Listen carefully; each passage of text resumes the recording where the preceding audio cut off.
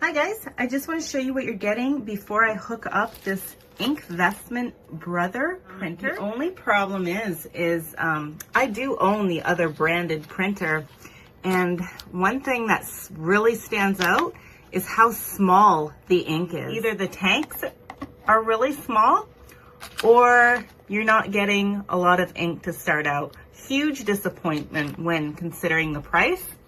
Just to show you the size comparison of what you get with the other printer, there is a significant difference with how much you get when you first purchase it. For these little guys, you're getting 48.8 mils, and the other brand, you're getting 70 mils. So a significant difference. These are sublimation inks, but they are exactly the same size as what you'd get when you first buy your other branded printer. So in comparison, I am super disappointed with Brother with this, because we've been through the whole ink fiasco and consumers are really tired of paying more money for ink when you can just go out and buy a brand new printer for essentially the same price. So it's been frustrating. So unfortunately, they didn't provide us with a USB 2 cable, and luckily we had one on us. So this is what it looks like. So if you go through your drawers at home, you might have a spare one, or you can go and purchase one online. Another thing that was hard to find was the actual port. You have your cable here for power, and then this is just tucked into the side. So we were looking all over for it, and there it is. So I like hardwiring my printers because after owning 5 of them, I'm an artist, and I've had lots of problems being on the Wi-Fi portion of all of my printers.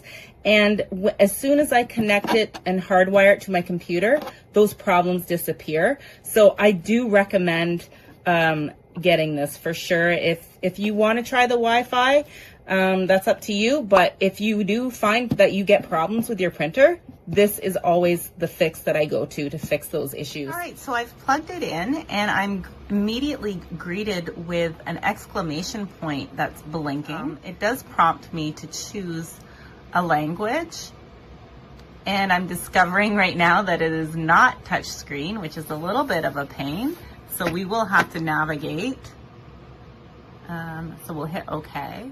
And now it wants me to confirm. So I'm going to hit the arrow that says yes.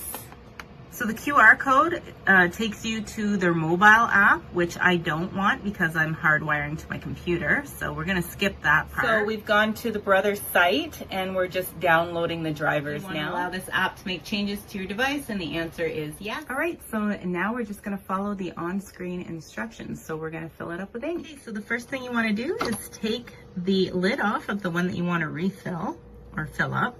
And we've got our ink here, and all you do is you turn the cap off and it comes right off.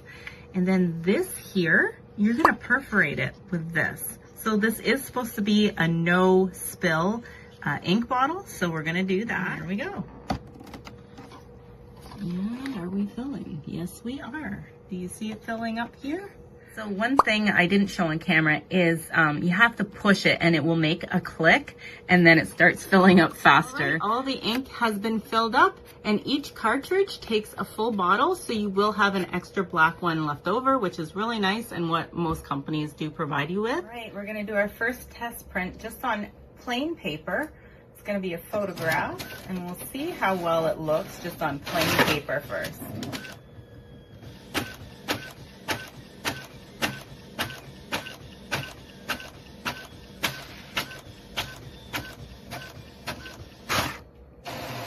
All right, so this is what the image looks like on plain paper. I do expect it to be grainy because it's not the best paper. Now I am going to try it on some really expensive photo quality paper, and we'll see how that looks and we'll compare. And we have it on high quality, and we're going to see it should print slower because it should do a nicer job than the plain paper. And yes, it is taking longer, which is a good thing. We want it to take its time and do a nice job.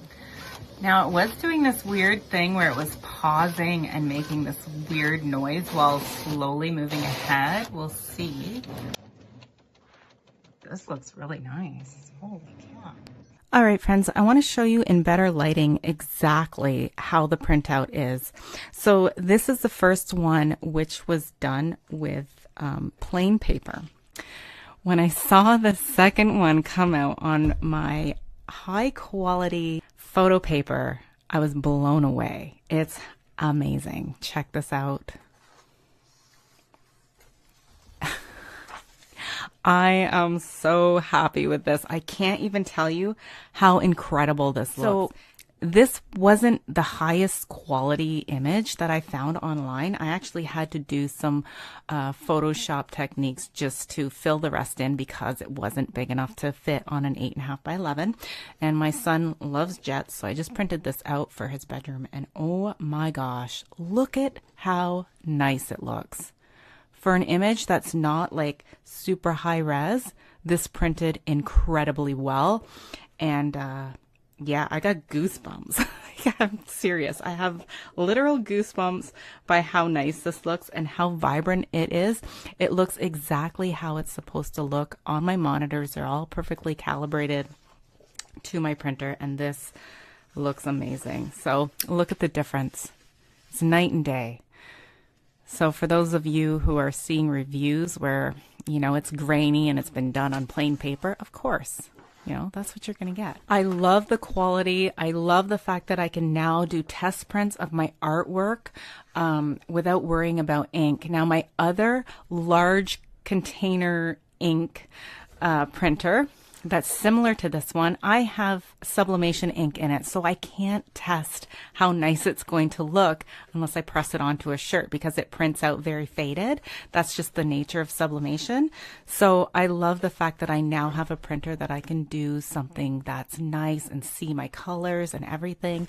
And before I use it on my actual art printer because I have one that does canvases, and this is just really incredible. I love it.